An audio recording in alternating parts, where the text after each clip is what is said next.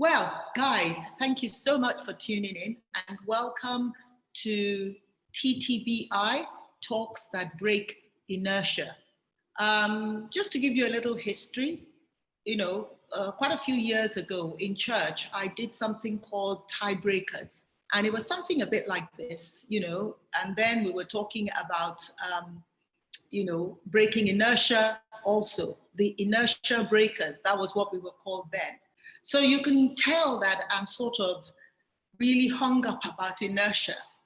And just for some people who don't know what inertia is, I'm sure everybody does, but inertia apparently, is that thing that is in everything, whether you are animate or inanimate, that stops you from moving forward, from going faster, and from stopping when you're hurtling down what I sometimes call to your death, right? So basically what that means is that everything and everybody needs a push.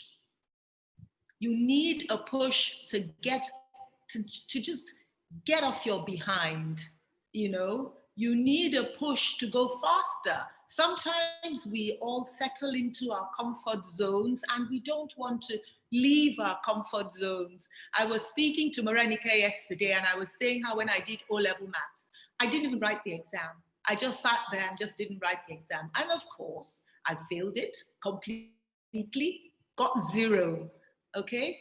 And that was because I just concentrated on the subjects I didn't have to study, like English, like geography, like history. I mean, I didn't need to study that. They were all stories told to me. But of course, my parents were both teachers, and they said to me, if you think you're going anywhere without passing maths O levels, you have something else, you have to think on something else. So I sat down, and in that 1 year, I actually left my comfort zone and studied the maths, and I came out with a brilliant result. I needed a kick. I mean, I didn't pursue it. Let's not get too excited. I didn't pursue maths. But what it was that I left my comfort zone. And I think these days, looking at, of course, nobody can say anything these days without talking about NSARS. NSARS started by getting off your behind and getting out of your comfort zone. Nothing happens in your comfort zone. We all need that push. Somebody asked me, so who are these talks for? And I said, oh, the younger people. But I have some older people who log on and say, oh my goodness, don't even ever say that again. We're 60 years old and we don't know what to do next. We're retired. This is a time when we can reinvent ourselves and we really just don't know how to do it, right? So talks that break inertia are supposed to be talks that just help you to rethink, to say to myself, do I really want to stay in the status quo? Do I really want to stay where I am? Have I been sold a lie that I am where I am supposed to be? Or can I hear something that tells me, oh, maybe you can be somewhere else and do things even more brilliantly? Talks that break inertia is brought to you by Box and Cedar. And that is a boutique HR consulting firm that I founded and I run. And I love that boutique, Morenike is going to be talking about a huge consulting firm. We are a boutique consulting firm, a boutique HR consulting firm. So, you can come in and we're bespoke, We don't just cut and paste and do everything. Not that you do that, Morenike, of course you don't. But, we don't just, do things and then when we leave, you don't even understand what we did in the first place. I used to work in a bigger consulting firm and I found out that sometimes we would leave the place and the client wouldn't know what was going on. But we like to come into your organization and partner with you. It's not a matter of them and us, learn from what it is you're doing and then help you to thrive from an HR point of view. But the truth about it is that HR is backbone of any organization. And so we also do strategy. So without much ado, okay, I was going to tell a lot of stories, but I don't know why I'm so excited. I had said to Morenike that we would actually start her own conversation at 11:15. But I think that I want to bring her on now because she's already on. So let me just pin Morenike's picture. Okay. And I'll just talk a little bit about Morenike. Okay. Ooh, she's looking so beautiful. Okay, then. I'm not going to be telling you anything technical about Morenike. I've known Morenike since before she was born. Yes. Can you imagine? I met her before she came out into this world, and I've known her since she was born. And what I know about Morenike, I'm not even going to look in her bio. She's going to be telling us about that. And I believe that most of you who are here have read her bio. But the thing with Morenike is that she's always appeared to me like somebody who knew what it is she wanted to do and just did it. She's never been somebody who struck me as ever having had peer pressure. Maybe she has, but it didn't appear that. She looked like, she always knew what she wanted. Morenike has always been like an introspective person. And if I am wrong, you let me know, Morenike. But an introspective person who has just always maybe not known what she wanted, but known that she was never going to let somebody else drive her car. She was going to be in the driver's seat. She's blessed to have parents. At least I know her mom. Her mom is one of my bestos. And I know, her mom quietly goes about what she wants to do and does not let anybody push her around. And I think also that her father was also the sort of father, or is also the sort of father, who allowed her to be who she wanted to be without, pushing her. And so at some point, we may probably talk about the role of parents in life, because, some parents say you must study law. I mean, I know somebody whose parents insisted she studied law. She went to law school. She didn't want to study law. She did 1 year of law. She failed. She never told them she failed. She was in school for 4 years abroad. And when they now said, and she was not in school for those 4 years, and when they now said, oh, time for graduation, that was when she confessed to them that she hadn't been in school. And this was all because they made her do what it is they wanted her to do. You have some people who studied medicine and they now bake cakes. And they love baking cakes. They always wanted to bake cakes, but they were not allowed to bake cakes until they had studied medicine. So we're going to be talking, I'm sure, because Morenike is going to speak into some of that. So now let me just mention that Morenike is an engineer.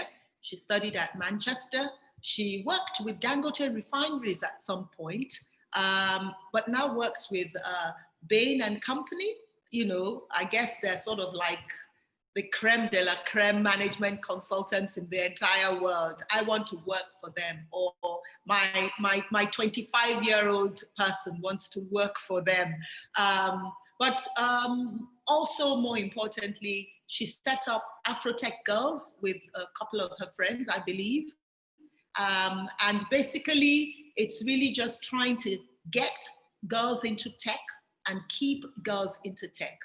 And you know how it is when you have set up something, it seems like, oh, this is how it was set up. I put here that it all starts, everything is creativity. And the reason I put it like that was because I'm friends with an Indian lady who is in tech and who says, something, tech is just like making a dress. Tech is just like, painting a picture. And she sort of made me understand how tech is really all about creativity. And the same gray cells that help you to paint a really nice picture also helps you to put a good tech anything together, infrastructure. And okay, I'm beginning to get out of my depth. Okay, but for me, creativity has always been sort of everything. If you take TQM, Total Quality Management, it says that you should always change, and creativity is what brings about change. And so in my house, you can't come to my house last week and come this week and it's the same thing. I've moved a plant somewhere, I've moved a chair. And I think that is what creativity is all about. But without much ado, I'm going to hand over to Morenike. And Morenike, please just start off by telling us about yourself, and then you continue as you had planned. Welcome, Morenike. I was just going to say Morenike. You're not Morenike Johnson. You are Morenike Adewale-Sadik. Yeah. Yes. Morenike Adewale-Sadik. Thank you very, very much. I'm glad, Auntie, that you mentioned that you've known me since before I was born, because I was having a bit of a moral crisis of, was I going to refer to you as Auntie Lamide, or was I going to call you Mrs. Balogun? Like, what exactly was how was I going to approach today? But I'm glad we cleared that. I've known Auntie Lamide my entire life, and she also didn't mention that she's one of my brother's godmothers, so very, very close family. He's only godmother. He's only godmother. His only godmother. Okay, maybe he has another one, but I don't know how. Me neither. Yes. But it's fantastic to be here today with everyone, and thank you so much for taking the time to join. I'll give a very brief introduction on myself and who I am, but the way I thought to approach this today was just to talk about my journey and talk about how creativity and technology and parents and all of that ecosystem have played a role all through my journey so far. So Morenike Adewale-Sadik, I'm currently a management consultant at Bain and Company in their London office. I did start out in their office in Nigeria, but as I changed my name by getting married, I also moved to London to be with my husband.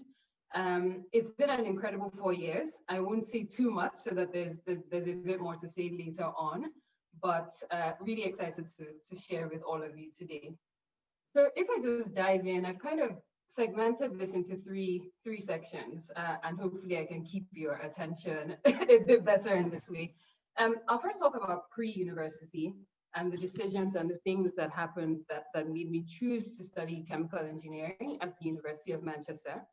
And then I'll talk a bit about my time at university. And then finally, I will talk about my career so far.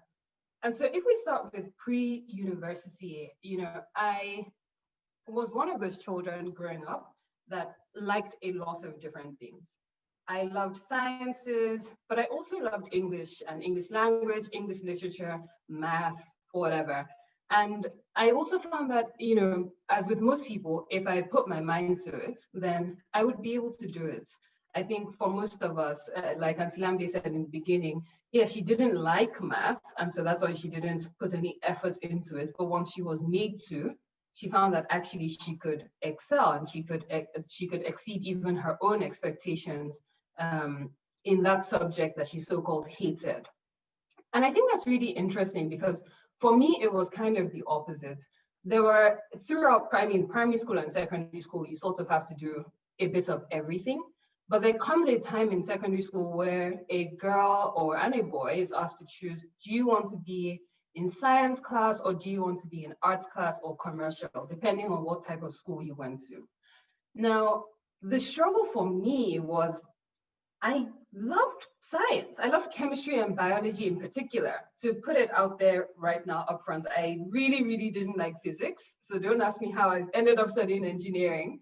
But for me, biology and chemistry, I was like, yes, these are the things that I know that I love. I was fascinated with understanding how things worked, what were the component parts, and how did they all come together in a system.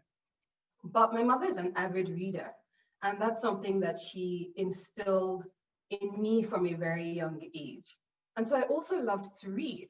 And in school, I loved doing my essays in English language and English literature. I love creative writing. It's something that I carried on as a hobby.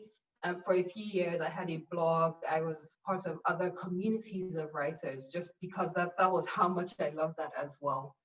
And so I came to a point where I had to decide, well, what is it actually that I want to do? And I think one of the things that kind of, for me, shaped that decision was, where did I see myself going? And I realized that you know, as a young sort of 16-year-old writing my personal statements to go to university, you have to decide at some point, you have to declare what it is that you want to study at university. And at this stage, I had been learning a lot more about Nigeria and how Nigeria worked and what the challenges in Nigeria were, because I think, like many 16-year-olds, my passion was to save Nigeria, was to save the world. I was ready to conquer all the problems that everybody else had struggled with. And so I discovered actually that Nigeria as a country, we produce our own oil, and then we sell it to someone else, and then we buy it back for a more expensive price. And in my mind, my 16-year-old mind, I was like, what? This makes no sense. I mean, it still doesn't make sense to me now, but then there was like almost a righteous anger that I was like, why are we doing this? This doesn't make any sense whatsoever. And so that really set me on the path of well, really, I wanted to do petroleum engineering, and we'll talk about the role of parents, because my mom and my dad had a strong influence on me, kind of saying, okay, don't do petroleum engineering, why don't you do chemical engineering, which is a bit broader. But you know, ultimately, I decided, you know what, I'm going to solve this refining problem in Nigeria. It doesn't seem like rocket science. I will go to school, I will learn everything that I need to learn, and I'll come back and I'll solve the refining problem. And I can show you my personal statements that I wrote as age 16 that proves that. And I say all of that, and I say everything about you know, how this decision formed in my mind, and English literature and all of that, to say that, you know, I think a lot of times when we look at individuals and you say, oh, this person studied history or law or engineering or medicine, we have a very specific perception of the person based on what they studied. And you almost think, oh, well, if you're an engineer, you must be this type of person, you're a bit of a nerd, you probably wear glasses, which I do, I'm just not wearing them now. And you know, if you're a lawyer or a historian, you're more creative, you have more of a flair for speaking and all of that. And really, those things can be true. I think stereotypes exist for a reason, but not everyone always fits into those molds. And so I actually did English literature up until A levels. And that was the point at which I said, okay, finally, I have to now drop this subject, because now I'm going to university to study engineering. And so I really look at that first phase of my life as almost, what do you like to do and what do you love? So where's your passion? And so I made the decision ultimately that, okay, I was going to study chemical engineering. And I was very fortunate to get admission into the University of Manchester. And so now onto the sort of second phase of my life in this breakdown, and that is in university. So I said earlier about the role of parents. When I was deciding what to study, you know, I was very sure what I wanted to do.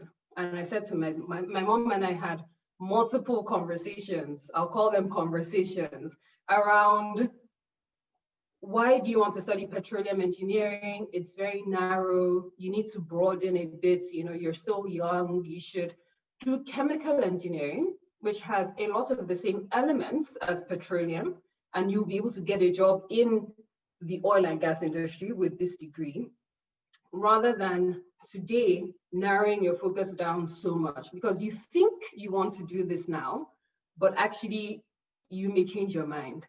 And I was like, no, Mom, I know what I want, and this is my life's calling. I will fix Nigeria's refining problems. I'm not interested in anything else. But you know, as with most things, I did see that she had a point, and more than a point, actually, she had a lot of wisdom in that moment that you know, I, as a 16, 17-year-old, couldn't necessarily relate to at the time. So I like to say my mom won that one. I studied chemical engineering, and it was a three-year course at the University of Manchester. Now, remember I said I hated physics? engineering has a lot of physics, like a lot of physics. And that's something that I struggled with in university, just to be completely frank and open. I loved all of my courses that had to do with engineering, chemistry, and the reactions and the reactors and all of that. Once you started saying thermodynamics, I was looking at the thing and the thing was looking at me, and we were like, okay. And so, I trudged along and did my best, and I graduated from Manchester in 2012. Now, another important thing happened then just after graduation. So my friend Adewale-Sadik, who is also on this call, decided to come to the UK for her master's, and she came to the University of Manchester, and she. Let me not mess up her master. So she came to the University of Manchester to do also an engineering and a renewable energy related master's. And I, at the time, had decided that, okay, I had done my dues to my parents. I had studied chemical engineering for 3 years. Now I'm going to do a master's in refinery design and operation. I'm getting back on track to my mission. And so I did. I stayed at the University of Manchester, and Adewale came in as well. I studied refinery design and operations, and I loved it. I felt like I had found my niche. I had found something that I was interested in. And honestly, it didn't have as much of those physical elements, physical being physics-like elements, that I just was less interested in. When Adewale was in Manchester, she was part of a group or a society called Robo Girls. And Robo Girls is an organization that essentially looks to encourage girls in primary schools around local primary schools into STEM subjects. And so on graduation from university, Adewale and I both went back to Nigeria, and she reached out to me and another friend and said, look, I was in Manchester, I was doing this thing called Robo Girls. I know that you all had similar experiences because we were all engineers and we were all one of a very few number of girls in our classrooms. And so she said, why don't we do something like this in Nigeria? And at the time, as corpers, we said, well, yes, why don't we? And so this was in 2014 or so, we decided to birth an organization which Adewale named Afro-Tech Girls. And Afro-Tech Girls for me was really a way to take everything that I had learned so far and everything that I had seen so far and all the different challenges that I had experienced so far and say, how can I make sure that other girls who are coming have some of the answers that I wish that I had? And don't get me wrong, I had a lot of people that I could talk to. I had this wealth of my parents' friends and just people who served as older brothers and sisters who could guide me. But at the same time, I recognized that this was a privilege and not everyone that I knew had that.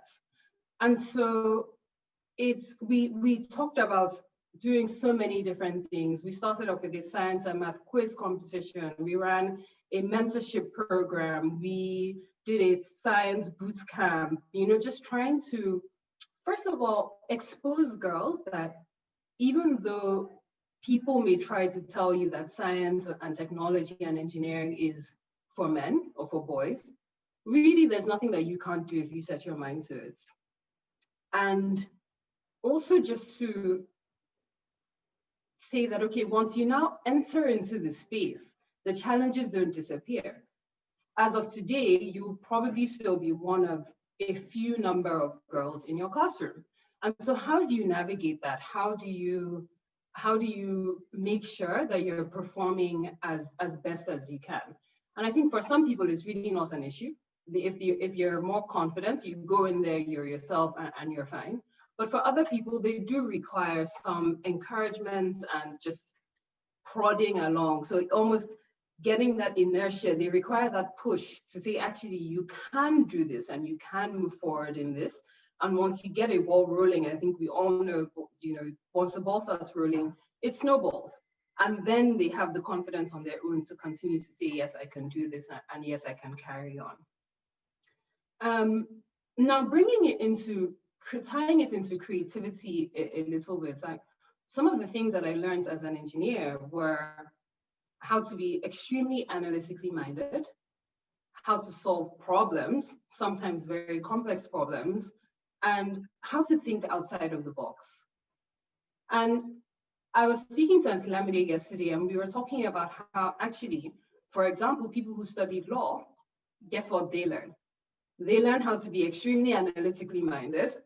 They learn how to solve complex problems, and they also need to think outside the box.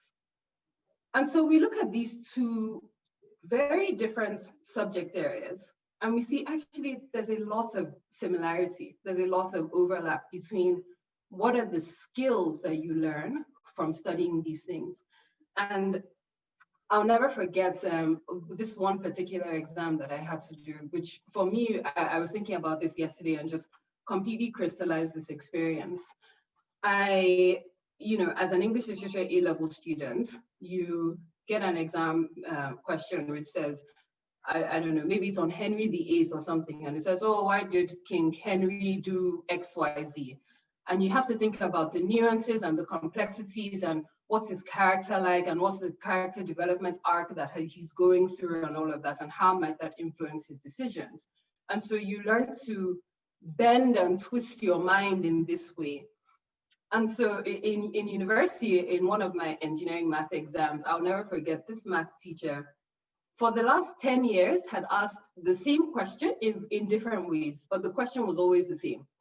And so, of course, all of us had said, okay, this is what the question is going to be. The numbers might change, but we learned how to do that problem. Typical fashion, exam day comes and there's a new question. And we're all looking around like, why us? You didn't do it last year, you didn't do it next year, why us? And so I'm sitting there in this exam room and I'm looking at this paper and I'm just thinking, where do I start? But then I remembered some of those things that I learned from English literature. What is the arc? Where does this start? Where are we going? What am I trying to do? And it occurs to me, okay, this is actually this exact same question he's asked in the last 10 years. He's just changed it a tiny bit to throw people off. And so being able to recognize that and take those same principles that I used and said, okay, this is the answer I'm trying to get to. But as we all know, you get more marks and you show you're working. So what is the working that I need to do to get me to my desired answer? And that was how I did that question, and I passed that exam and I got one of the top marks in the class. So again, just to say, like, in engineering, in technology, in mathematics, we think of these things as being very rigid, but actually there's a lot of flow and fluidity that sometimes comes in these subjects as well. And so my key takeaway from that was there's always a solution, there's always an answer. And so what's the path to get there? And so I don't talk for too long, I'm going to move on to the third phase now, which is my career phase. And finished my master's at the University of Manchester with refining design and operations. And then I discovered that Dangote was building a refinery in Lagos. Now, from everything I've told you about my desire to solve Nigeria's oil and gas problems, I'm sure no one on this call is surprised that I was jumping up and down and hopping and screaming and begging. I would have probably, I don't know, given, I don't know what I would have given just to get the opportunity to work with that company in that specific role. It was like everything was tying together in this way that honestly it could only be providential. And so I was very fortunate and I scored what then was my dream job at Dangote, designing the first greenfield refinery in Nigeria. And it was amazing for the first couple of years.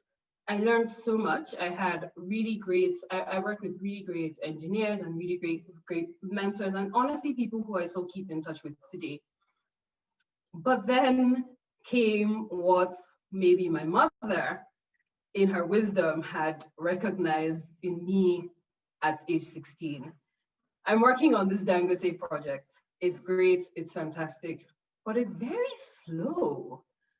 Like, I'm talking about, I started working at Dangote in 2014, and it's 2020, and we still don't have that refinery. It was slow. And you know, she calls me impatient. I like to think I'm just passionate and excited. And I started to think, well, I can't do one project for just the whole time. Like, I've been working on this same project. Yes, it's great to have expertise, it's great to develop, but I started to feel like I had learned almost everything that I could learn in that environment. A combination of things happened at that time. I met a wonderful young man who would later become my husband. And I also started reporting to a man at Dangote who was the head of business strategy. Now, those two things meant that I started to develop an exposure to business strategy and also business operations, but on a different level. And my husband was a former consultant, was about to go to business school, and he would also tell me about just different career paths and options that I could think of taking. I remember we spoke about, do I go and work, so still in oil and gas, or do I go and work in like a PE-backed venture where things might be moving a bit quicker, or do I just do something completely different? You know, what do I do? And I think then my frustration with Dangote started to build, because I just wanted things to move. I just wanted things to carry on. So my husband Adewale then sort of said, well, you know, I worked at this consulting firm, and I think it was really, I thought it was a really good experience. And I think if you're not quite sure what you want to do next, it might be an option for you. You might want to consider looking into something like that. Now, again, almost as fate would have it, the big global consulting firms, some of them were opening offices in Lagos. So BCG and Bain were coming to Lagos. And I looked at the opportunity. I must mention, by the way, my mom was also a consultant for most of her career, like sort of around 30 years. And so I started to look at these different career options and say, okay, well, is this something that I'm interested in? What can I gain? What can I learn? And I realized that for me, the most important thing was to make sure that I was always learning and evolving and growing. So I have thought that I just wanted to solve Nigeria's oil and gas problems. And in some ways I still do, but I recognize that in order to do that, there isn't necessarily one path and there isn't necessarily one way. And so I remember, again, just anecdotally going to, while I was still working at Dangote, Wimbiz has these sessions. I think they're so called the Professional Women's Roundtable. And so on a Tuesday evening after work, I drove to the location in VI, and I sat and I listened to a woman who, honestly, I don't remember who it was. And she talked about how you must be almost like an ink blot. So when you put a drop of ink on a piece of paper, it spreads and it goes in lots of different directions until, depending on the amount, it eventually covers the surface. And she said, like, essentially, you need to look at your career and your life as almost being an ink blot. So what are the skills that you can gain rather than being stagnant in one place and deciding like you have to die on this hill? What are the things that you can do to spread yourself and to evolve yourself and to just really grow?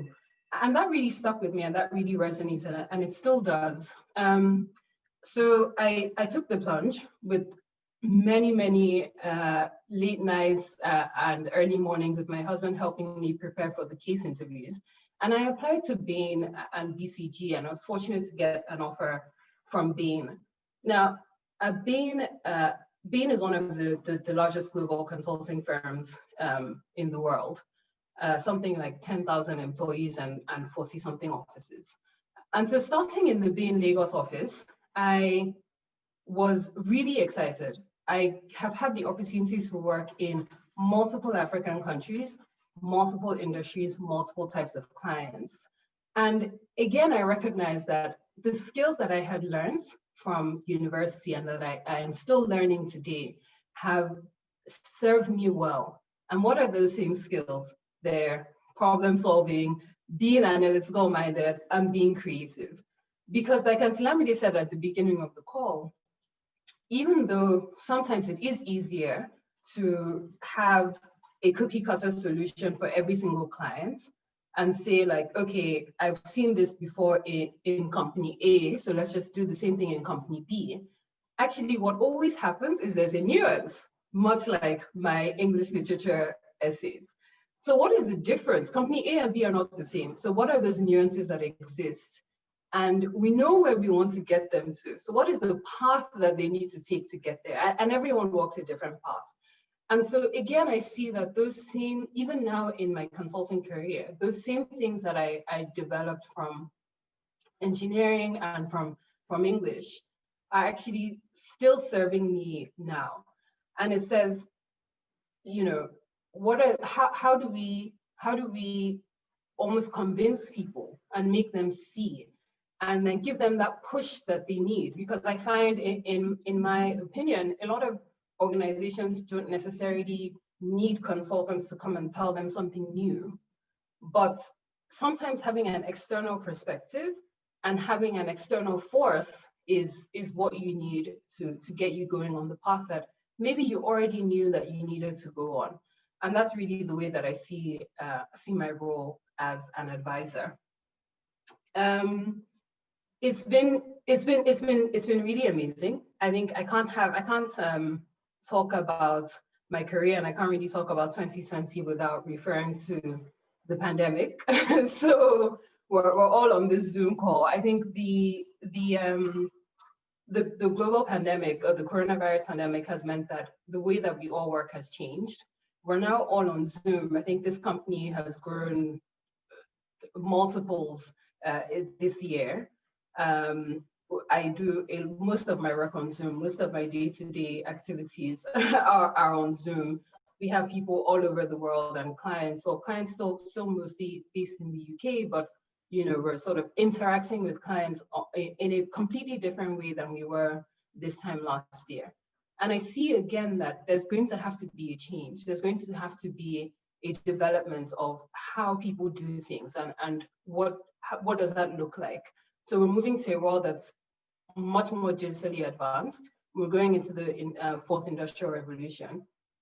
And what are the skills that are going to be necessary? Because as we face into artificial intelligence and machine learning, some of those things that I learned as an engineer in university are going to be replaced in a nanosecond by a piece of technology that someone who maybe even studied the same thing as me has developed.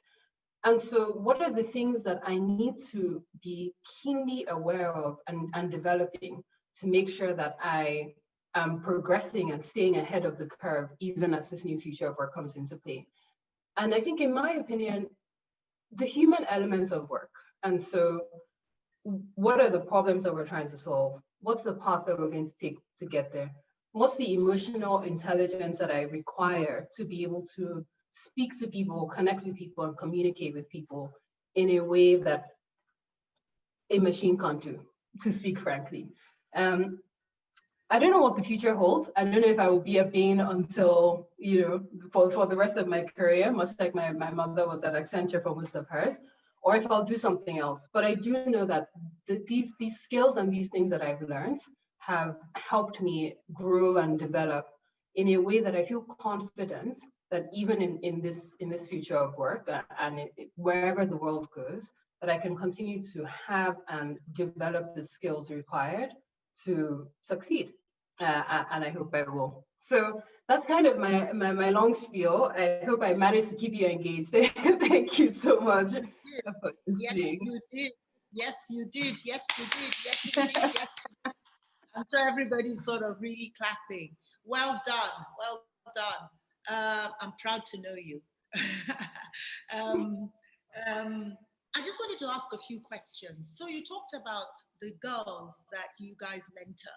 So what would you say is a big problem for girls in tech? And when I say for girls in tech, I don't even mean for girls who are in tech alone, but for girls, why are girls not going into tech? I mean, is it that the guys are smarter than us or what? Yeah. So it's so interesting, Auntie, and I think it's definitely not that they're smarter, because ultimately, I think everyone has at least a base ability to do certain things. But I think of the average Nigerian girl, and really the average girl, and girls are told certain things. Like, you should be modest and calm and quiet. Girls should be seen and not heard. Essentially your life goal is to, find a husband and have some children. and No! I laugh, but it's actually not, it's not funny. No! but things are still true. And one thing that we do with Afro-Tech girls is we speak to a lot of these girls' parents, because if you think of the fact that we're dealing with girls in secondary school, we can't just get them to an event without parental consent. And sometimes we have parents asking questions like, oh, like, why do you want to do this? Or why is this, why should I bother doing this for my child? And we say to them, look, I don't even, let's say I don't even want your daughter to go into technology. I just want her to know that there is something like technology that exists, that should she be interested in, she can go into. Another problem that we face quite often is that, when do we have our events? We would typically want to have them on a Saturday, so a non-school day. And again, we call the parents, and sometimes their mothers are saying, well, Saturdays when I need her to be with me in the markets, or Saturdays when I need her to run some other errands for me. And so again, it's just difficult because the role of females in our society is seen as such that we should be carers and we should be nurturers and so on. And so even though the same woman may not say, oh, my son needs to come with me to the markets on Saturday, she'll say that of her daughters. And I think also just the lack of well, not lack of, but there are lots of women in tech, but they just don't necessarily have the spotlights in the same way that their male counterparts do. And so sometimes it can be more difficult to identify role models, people that look like you and speak like you and sound like you and have a name that's from the same ethnic group as you, is something that's extremely powerful and just really opens the mind in ways that I don't think I have ever appreciated. And so I think those are some of the key reasons why girls are not going into technology or into STEM, and really into many things as much as they should, or as much as I would like them to. Yeah, I'm going to still come back to that, but somebody says that, are you saying women are not as progressive as we think we are? I don't think it's about women. I think it's about society. And I don't think it's about Nigerian society. I think it's about global society. Yes, Nigeria is maybe a little way behind, but I think even like here living in the UK, there's so many issues, there's so many women issues. We can talk about the gender pay gap. We can talk about the penalty of motherhood. As a society, I just don't think that we are at the place where women and men are yet at that equal level of standing. Now, I have some opinions of how we might get there. A lot of them I have discussed ad nauseum with my husband, which is a phrase that he uses as a former lawyer. But I think we have a long way to go. And so we are progressive and we are making progress, but I'm not sure that we're quite there yet. Okay, so who should we be talking to today to help us get there? Is it the parents, or is it, because the way I see it is that nobody's going to help us. We need to help ourselves, So, I don't have any babies anymore. So I don't know, I hope I did a good job. But so it's sort of like up to you guys who are now going to be having babies and who are now having babies. So what, you say you have some ideas. So what do you think we should do? If you asked me, I would have said, oh, I think I treated my boys the same as my girls. But my youngest, she's 18 and she was going somewhere. So I said, oh, be careful. And she said, did you say that to Kunle? And I'm like, yes, I did. But, I then sounded to myself that, why am I saying she should be careful? Because if let's just be crazy and say, oh, you know, she sleeps with someone and she gets pregnant. The guy walks off into the sunset, and she is stuck with this. So I think maybe that is a challenge that maybe many mothers have not known how to really cope with that. But let you speak. How do you think we can help ourselves? Mothers now, you know, not well, me as a grandmother, so maybe I can still have an input. But you know, how do you think we can help ourselves? Because that is a real challenge. Yeah, and I completely agree. And I think for me, so first of all, talking about young girls, I think there's an ecosystem, there's a natural ecosystem around them. They interact with their parents, they interact with their school, their teachers, and they interact with their friends. On the parental point of view, I think there does need to be a level of parental education that happens that says, what does your daughter actually want to do? What does she actually like? Because you said something right at the start of the conversation about you have a woman who was forced to study medicine, which is, by the way, the opposite of what we're saying, but medicine is a bit of an anomaly, who was forced to study medicine, but actually wants to bake cakes, and she's an amazing baker. And so it was actually a guy, not a girl. Oh, amazing. Oh, okay, great. Well, well, actually, then I think that then proves my point, right? Because I wonder, I have no idea who this is, but I wonder if he had a conversation with his parents about wanting to bake, and they were probably like, what? No, I think medicine looks better on you. Study medicine. You had to study medicine first. Cake? Are you crazy? Yeah, exactly. Exactly. And so I think, looking at the parent, there needs to be some parental education, because ultimately parents do have the largest influence on their children. Again, my mother telling me to study chemical engineering, not petroleum, that worked out wonderfully for me. But imagine if she was the sort of helicopter parents who was like, no, you must study law. I mean, yeah, I could have probably done it. It's like the person who did medicine and probably done something decent, but it wouldn't have been what I wanted to do. And so I think recognizing that even though, yes, they are your children, they are individuals. They have their own opinions, they have their likes, they have their dislikes, and they have their preferences.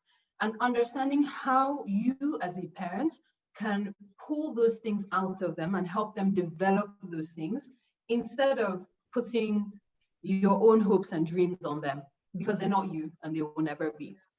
I think the school system is another big one.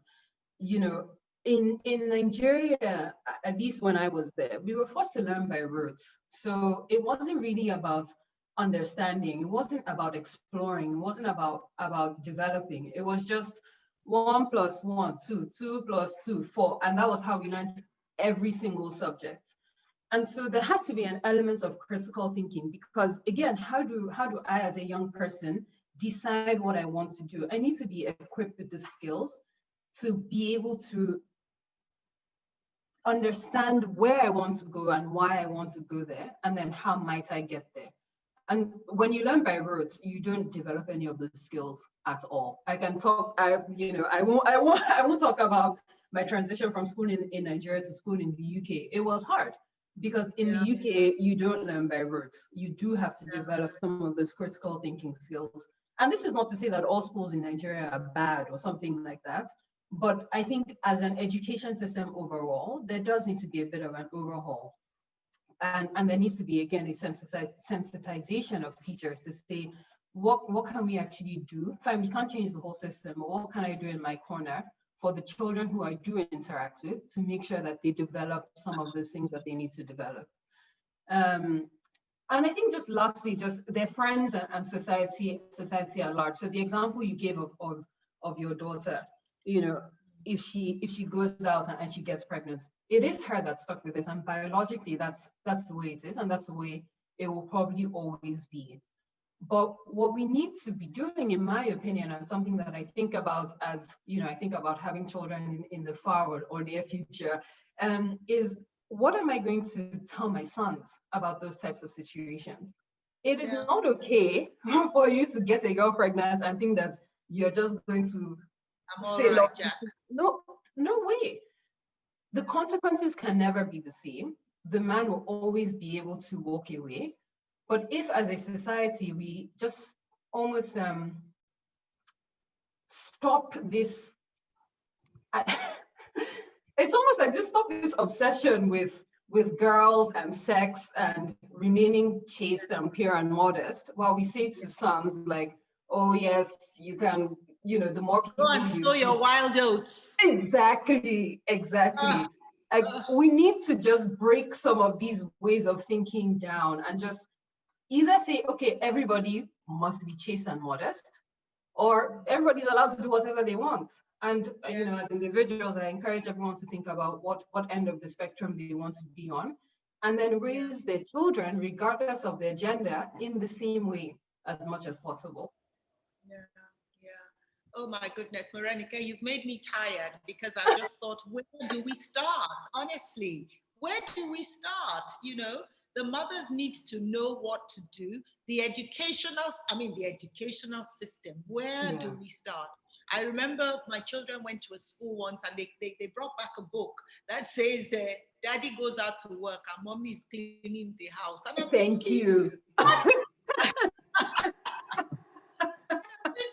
are you saying? I mean, there's some daddies who don't go anywhere, and Mommy is going out to work, and she's still coming back to clean the house. Oh my goodness. It's just. Well, you're doing wonderfully, because at least the girls, that you've interacted with, I'm sure you have impacted their lives. And I mean, this is why we have these talks, to say, because there are some people on the call now who are not as young as you, and who may actually have influence in places where some of these things we're saying, we may be able to correct them. Maybe they have influence with mothers. Maybe they have influence with the school, the educational system in Nigeria. So I don't know. We're just going to put these talks out there, Morenike, and hope that somebody hears and says, Now, there's the final thing, and we just have a few minutes. What do you think about people who study engineering and then go and do makeup? What is the difference between the guy who did medicine and then started up making cakes, and the engineer who goes and does makeup? I mean, what would you say to that? Yeah. So I think that's very interesting. And, in some cases, it can be like the guy we've spoken about, who had a passion to do something different, but to please his parents, went ahead and studied medicine. And then at his earliest opportunity, switched to doing what he wanted to do. I think the thing that we find at Afro-Tech Girls sometimes is that we have girls who do want to study a STEM subject, so data science, data analytics, something along those lines. And they've expressed that interest. They've been to our programs. We know what they really want to do. But then either, they finish secondary school, they're waiting to take JAMB, or they're waiting for admission or something or the other. And we know, sometimes these processes take longer than they should. And in the meantime, she's thinking, well, how do I sustain myself? I need to do something to earn money. And we sometimes have these calls with them, and you pick up the phone and you call them, and she tells you, Auntie, I'm learning hairdressing. And I'm like, why are you learning hairdressing? I said, no, and then she tries to convince you, oh no, I just have a passion for it. I like it, I love it. And you're thinking, but you never mentioned this hairdressing passion in all the conversations that we had. And I realized that actually a lot of the time it's the trade-off of what I want to do and what will give me money today. And so a lot of people are not in the financial position to turn away an opportunity to make money. And so she's going to learn to be a hairdresser or a tailor or a makeup artist or something along those lines, so that she can kill what she eats. She can eat what she kills, rather. I think it's sad, but going to university and doing things like that often require a deferral of a source of income that not everybody is able to take, and not everybody is able to do. So I honestly, I'm not sure, and it's something that we still battle with and think about, and we have an Afro-Tech Girls co-founders meeting in the next couple of hours this afternoon. And I think it's something that we talk about a lot. It's like, what else can we do to make sure that these brilliant minds actually stay the course and do what they actually want to do, not what they think they have to do based on circumstance. And it's tough, but yeah, we can't get tired. We can't get tired. It's tough, but it's reality. Well, I don't know what you've thought about, but maybe you should start to put together a huge fund, and for those people who are doing well, just be able to put them on some kind of salary, some kind of what do they call it, allowance, so that they'll be able to stay the course. I don't even know. We've run out of time, because I was going to ask you a question. Maybe you can just quickly answer it, to say that, so how was it studying? Was it really difficult studying engineering? I mean, were there times when you sort of thought, oh, I should have just done English? Not that English is easy, because I did English, but what do you think? No, absolutely. There were those times. And this is why I spoke about representation earlier. In my class, there was probably about 10 to 20 girls. And there were three of us were Nigerian. And, we would often meet and just be like, guys, why are we doing this thing? I spoke about physics earlier. Like, this thing is hard. I don't even want to do this. But I think some of the things that ultimately encouraged me and made me stay was that I had that very small but able support network of two other Nigerian girls. And then I also had people in my wider network like Diola, like Yvonne, that I could rely on to say, okay, we're all doing this together. We're all going through this together, and we will eventually come out on the other side. And also having women to look up to, women like my mother, women like Mrs. Funke Okepe, like things like that. It's like people like her who are able to just, we're able to look at and say, okay, if they've done it before, then surely we can do it now. As Nigerians say, we're not the first. Yeah. Well, I want to encourage you, because my husband is an engineer as well. And in his own class, I'm not even sure, maybe there were about 100, there were only 1 or 2 girls. So if you say in your class there were 10 of you, wow. The world is so we can't, let's not throw our hands up in despair. Well, Morenike, I just have to salute you. I must say that I am extremely proud. My heart is bursting that, oh my God, this is little Morenike of those days, I'm almost like saying Morenike for president or something like that. Very well done, and thank you for this session. It's been really informative. It's helped. I hope it has helped people to say, you know what, I can actually go for it. I don't have to. And what I love is that you had your idea, but you also listened to reason, because that we have to strike a good balance, between listening to reason and saying, I'm going to do what I want to do, and nobody can tell me what I want to do. There's always, I went to some intergenerational talks, and some of the young people said, we shouldn't listen to any of the older people. Let's just go and do it. And I just said, excuse me. The truth about it is that it's an ecosystem. If the young people decide we're only going to do what we want to do, it's actually not going to work.